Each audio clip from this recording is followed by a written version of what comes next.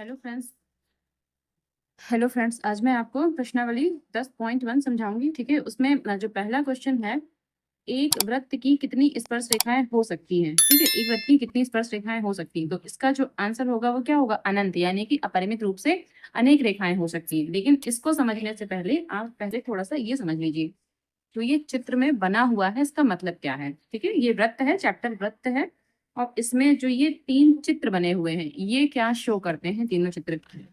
जो ये पहला चित्र बना हुआ है, इसका मतलब ये है कि ये चित्र है, और जो ये है, ठीक है, ये जो लाइन बनी हुई है, तो ये इसको प्रतिच्छेद नहीं कर रही है, ये लाइन इसको प्रतिच्छेद नहीं कर रही है, तो ये अप्रतिच्छेदित रेखा है। ठीक है, ये अप्रतिच्छेदित रेखा है।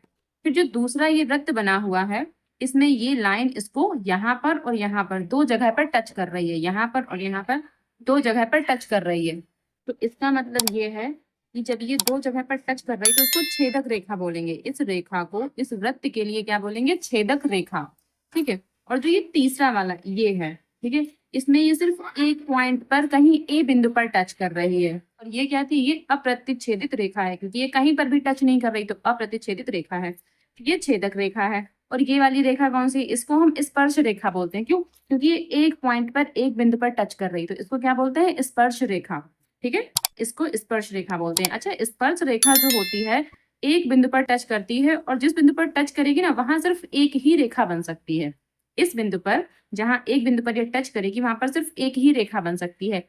लेकिन अगर हम कहें कि इस वृत्त में कितनी स्पर्श रेखाएं बनाई जा सकती हैं, तो बहुत सारी, अपरिमित रूप से अनेक, यानी कि अनंत स्पर्श रेखाएं बनाई जा सकती हैं। क्यों? क्योंकि हम एक यहाँ पर भी ऐसे स्पर्श रेखा बना सकते हैं, यहाँ पर भी स्पर्श रेखा ऐसे डाल सकते हैं, यहाँ पर भी ऐसे स्पर्श रेखा, तो कहीं पर भी कितनी ही स्पर्श रेखाएं इसमें बनाई जा सकती हैं, यानी कि अपरिमित रूप से अनेक स्पर्श रेखाएं बनाई जा सकती हैं। लेकिन जब बात करें किसी एक बिंदु की, तो एक बिंदु पर, वृत्त की किसी एक बिंदु पर कितनी स्पर्श रेखाएं बन सकती है, तो केवल एक स्पर्श रेखा ही बन सकती है। ठीक है, तो ये तीनों चित्र आपको समझ में आ गए। चलिए और इसमें देख लेते हैं और क्या क्या समझने वाली चीजें हैं। अब वृत्त की स्पर्श रेखा की डिफिनेशन लिखी हुई है। कभी कभी ये डिफिनेशन भी पूछ देते हैं, क्या, कि किसी वृत्त की स्पर्श रेखा वह रेखा है जो वृत्त को केवल एक बिंदु पर प्रतिच्छेद करती है। तो ये डिफिनेशन आप लर्न कर लीजिएगा, कभी कभी ये पेपर में भी पूछ देते हैं। ठीक है, और ये देखिए, वृत्त के एक बिंदु पर एक और केवल एक ही स्पर्श रेखा होती है। जैसे मैंने आपको पीछे समझाया था ना, कि वृत्त के किसी एक बिंदु पर केवल एक और एक ही स्पर्श रेखा हो सकती है। चलिए और देखिए, और इसमें क्या है पढ़ने लायक।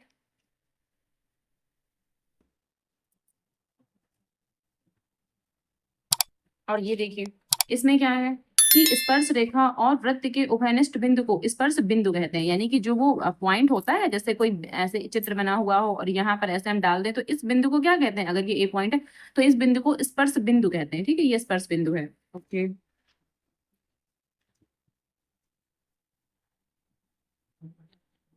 बस अब इसमें इतना ही था, जो मेन मेन था मैंने आपको वो समझा दिया है इसमें। अब इसमें देखिए, यहाँ पर रिक्त स्थानों की पूर्ति कीजिए। किसी वृत्त की स्पर्श रेखा उसे बिंदुओं पर प्रतिच्छेद करती है, तो किसी वृत्त की स्पर्श रेखा उसे एक बिंदु पर ही तो प्रतिच्छेद करेगी भाई। अभी मैंने आपको समझाया, तो एक बिंदु, यहाँ बिंदुओं की जगह एक बिंदु लिखना चाहिए, ये यहाँ पर गलत है। ठीक है, कि एक बिंदु पर प्रतिच्छेद करती है। अच्छा, अगला क्या है कि वृत्त को दो बिंदुओं पर प्रतिच्छेद करने वाली रेखा को क्या कहते हैं। तो जब वृत्त को, अब ये वृत्त है, यहाँ दो बिंदु को टच कर रही है, एक यहाँ पर एक यहाँ पर, तो वृत्त को दो बिंदुओं को प्रतिच्छेद करने वाली रेखा को क्या कहते हैं, छेदक रेखा बोलते हैं। तो क्या बोलते हैं, छेदक रेखा। ये मैंने आपको पीछे अभी भी समझाया, तो यहाँ पर छेदक रेखा इसमें फिल कर देंगे।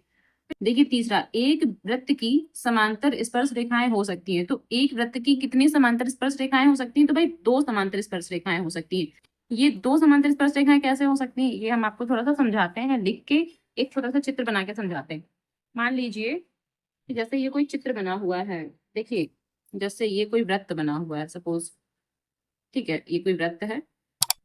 अब बोला है कि कितनी स्पर्श रेखाएं हो सकती हैं, तो दो स्पर्श रेखाएं कैसे, अगर ये कोई बिंदु है ए, अगर ये कोई बिंदु ए है और ये स्पर्श रेखा है, तो इसी के समांतर आप यहाँ रेखा बना सकते हैं, बस, और तो कहीं बना नहीं सकते। अगर ये स्पर्श रेखा है तो एक और स्पर्श रेखा बनानी, तो एक और स्पर्श रेखा, तो इसको बोलेंगे ना तो यानी कि अगर हम समांतर स्पर्श रेखाओं की बात करें तो एक वृत्त में केवल 2 ही समांतर स्पर्श रेखा बना सकते हैं, चाहे भी आप जहां पर बना लीजिए। जैसा दूसरा पॉइंट ले लेते हैं, मान लीजिए हमने यहाँ पर बना लिया तो ये एक स्पर्श रेखा है। अब दूसरी स्पर्श रेखा इसके समांतर बनानी है तो यही सामने बनेगी इसके, ऐसे करके, ठीक है। तो तभी तो ये समांतर रेखाएं हो पाएंगी। तो एक वृत्त में केवल 2 ही समांतर स्पर्श करती हुई रेखाएं बन सकती हैं, ठीक है। अगर जैसे ही हम इसको यहाँ बनाते हैं, अगर हम इसको यहाँ बनाने की कोशिश करेंगे तो ये समांतर थोड़ी रह जाएगी। समांतर कब होंगी? जब ये इसके जस्ट सामने हो। तो यानी कि एक वृत्त में केवल 2 ही समांतर स्पर्श रेखाएं हो सकती हैं। क्लियर हो गया ये? अगला, वृत्त तथा उसकी स्पर्श रेखा के उभयनिष्ठ बिंदु को कहते हैं। जो वृत्त होता है और जो उसकी स्पर्श रेखा होती है तो उसके उभयनिष्ठ बिंदु को क्या कहते हैं? तो भाई क्या अभी तो हमने समझाया था आपको, क्या स्पर्श बिंदु कहते हैं। तो यहाँ पर क्या लिख देंगे? स्पर्श बिंदु। ये हो गया। चलिए इसका आगे एक क्वेश्चन और है इसमें, देखिए क्वेश्चन नंबर 3 है, 5 सेंटीमीटर त्रिज्या वाले एक वृत्त के बिंदु P पर स्पर्श रेखा PQ केंद्र O से जाने वाली एक रेखा से बिंदु Q इस प्रकार मिलती है कि OQ बराबर 12 है और PQ की लंबाई है, मतलब PQ की लंबाई इसमें से कोई एक है और वो हमें ज्ञात करना है, ठीक है। सबसे पहले चित्र ही बनाते हैं इसका। क्या है कि 5 सेंटीमीटर त्रिज्या वाले, सबसे पहले 5 सेंटीमीटर त्रिज्या का एक वृत्त बनाते हैं छोटा सा। चलिए इसको मान लेंगे। चलिए क्वेश्चन नंबर 3 का एक चित्र बना लेते हैं। सबसे पहले 5 सेंटीमीटर त्रिज्या वाले वृत्त, तो सबसे पहले एक वृत्त ही बना लेते हैं छोटा सा। ये हमने वृत्त बना लिया और 5 सेंटीमीटर त्रिज्या, तो हम ये मान लेते हैं कि ये 5 सेंटीमीटर त्रिज्या है, ये O, और इसको कुछ नाम दे देते हैं, या चलिए बाद में नाम दे देंगे इसको, सेंटर पॉइंट O नाम दे दिया। अब बोला है कि एक वृत्त के एक बिंदु P पर स्पर्श रेखा PQ केंद्र O से जाने वाली रेखा, यानी कि PQ जो यहाँ से P ले लेते हैं, अब PQ ये P है, यहाँ कहीं Q ले लेते हैं, PQ भाई इसको स्पर्श करनी चाहिए। तो केंद्र O से जाने वाली रेखा से बिंदु Q पर इस प्रकार मिलती है कि OQ 12 है। अच्छा ये OQ 12 है, ठीक है। ये बोला है कि ये जो OQ है ना ये 12 है और ये स्पर्श रेखा है पूरी। भाई PQ ऐसे कोई हमें पॉइंट लेना था, कोई बिंदु लेना था कि P से Q तक एक रेखा है, फिर जो Q और O है ना उसकी दूरी हमें 12 दे रखी है ये वाली। तो हमें क्या पूछा है? PQ की लंबाई पूछा है। ये जो PQ है ना इसकी लंबाई हमें पूछा है, ये PQ, ठीक है। ये क्वेश्चन मार्क है। अच्छा, तो यहाँ पर भी पाइथागोरस प्रमेय लगाएंगे और इसकी PQ की वैल्यू निकाल लेंगे। कैसे? हमको क्या क्या दिया है कि OP इज इक्वल्स टू क्या 5 सेंटीमीटर, और क्या दिया है OQ इज इक्वल्स टू क्या 12 सेंटीमीटर, और हमें PQ निकालना है। तो यहाँ पर PQ इज इक्वल्स टू क्या क्वेश्चन मार्क, हमको ये PQ निकालना है इसमें, ठीक है। चलिए कैसे करेंगे इसको, देखिए सबसे पहले लिखेंगे पाइथागोरस प्रमेय। तो पाइथागोरस प्रमेय क्या होती है? अब जो ये कर्ण, भाई इसी को तो कर्ण मान दे, तो ये OQ का square is equals to OP का स्क्वायर प्लस PQ का स्क्वायर। तो OQ कितना है 12, तो 12 का square is equals to OP कितना है 5, तो ये 5 का स्क्वायर प्लस PQ, और PQ की वैल्यू ही हमको फाइंड आउट करनी है। 12 का स्क्वायर 144 होता है इज इक्वल्स टू 5 का 25 होता है प्लस PQ का स्क्वायर, ठीक है। ऐसे लिख लेंगे। अब 144 माइनस 25 इक्वल्स टू क्या PQ का स्क्वायर, तो फिर PQ का स्क्वायर इज इक्वल्स टू क्या 144 में से अगर हम 25 घटा देंगे तो कितना बचेगा?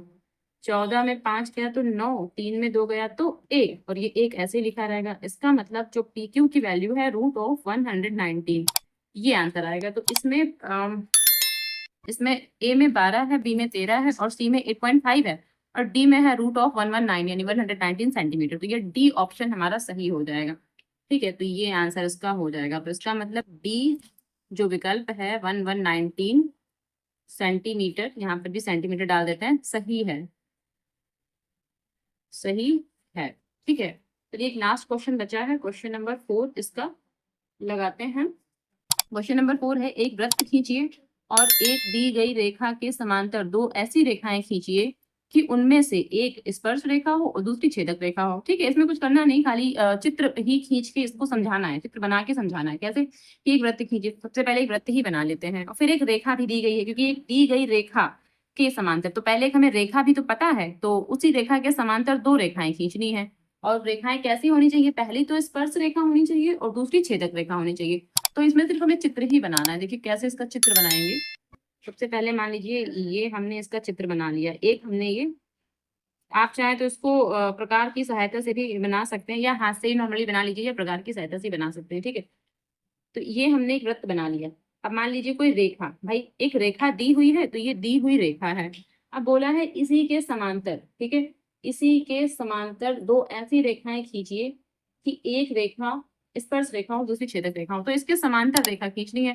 तो समांतर रेखा तो मतलब यहाँ पर ये जो हो गई रेखा, ये रेखा, तो ये हो गई कौन सी, स्पर्श रेखा। और एक छेदक रेखा खींचनी है, तो इसी के समांतर खींचना है, तो समांतर यहाँ पर ऐसे खींच लेते हैं। अब इसको नाम दे देते हैं P और इसको Q। ठीक है, ये P और Q पर टच कर रही है, तो अच्छा इस रेखा को क्या नाम दे देते हैं, इस रेखा को हम ये यहाँ ले चुके हैं, तो इस रेखा को BC नाम देते हैं, और इसको D और E नाम दे देते हैं, और इस रेखा को क्या नाम देते हैं, F और G। ये F और G रेखा है। ठीक है, और ये एक हमारा O, इसको O सर्किल O मान लेते हैं इसका। ठीक है, सेंटर पॉइंट O। ये आप प्रकार की सहायता से और पटरी की सहायता से भी बना सकते हैं। जरूरी नहीं है कि आप इसको हाथ से ही बनाएं, पेंसिल से या पटरी और प्रकार की सहायता से भी अच्छा अच्छा बना सकते हैं। ठीक है, तो इसमें अब हमें लिखना क्या है, वैसे कुछ लिखना तो नहीं, बस इतना ही दिखाना था हमको। तो ये तो वृत्त है, तो दिया गया वृत्त O है, ये O वृत्त है जो दिया गया है, और एक रेखा दी है, तो दी गई रेखा, तो दी गई रेखा क्या है, वो BC है, ये BC रेखा है। और जो हमने बनाया है, हमने क्या बनाया है, एक सबसे पहले छेदक रेखा बनाई है, ये वाली छेदक रेखा है, और ये स्पर्श रेखा है। तो स्पर्श, इसको कट करके यहाँ लिखते हैं, स्पर्श रेखा। स्पर्श रेखा कौन सी है, ये DE, स्पर्श रेखा DE है, जो A बिंदु पर स्पर्श करती है, जो A बिंदु पर वृत्त को स्पर्श करती है। यहाँ वृत्त छूट गया है, वृत्त को स्पर्श करती है, तो एक तो ये लिख दिया। और ये जो हमारे पास E और G रेखा है, तो यहाँ पे ये कौन सी रेखा है, छेदक रेखा। तो छेदक रेखा F और G, तो FG है, जो P तथा Q बिंदु पर वृत्त को प्रतिच्छेदित करती है, प्रतिच्छेदित करती है। ठीक है, तो ये हमारा पूरा एक्सप्लेनेशन हो जाएगा इसका, ये और ये हम इसको आंसर के रूप में ऐसे डाल सकते हैं, ये भी चित्र हमारा। ठीक है।